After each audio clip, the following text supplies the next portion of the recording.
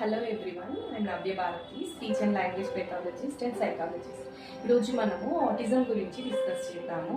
ఈ మధ్యకాలంలో ఎక్కువగా వినిపిస్తున్న నేను ఆటిజం అండ్ ఏడిహెచ్డి కండిషన్స్.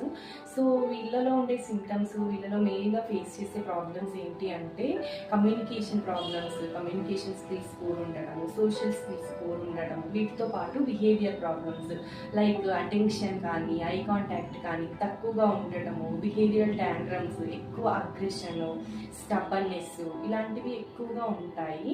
ఇదే కాకుండా హైపర్నెస్ కూడా ఎక్కువ ఉంటుంది.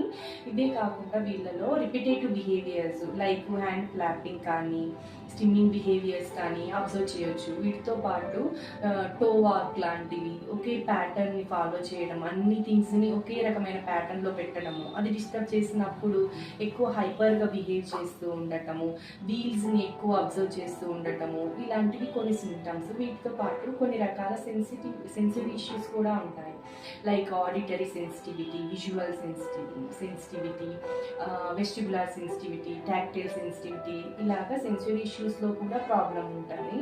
సో ఇలాంటి వాళ్ళలో స్పీచ్ కూడా డిలే ఉంటుంది.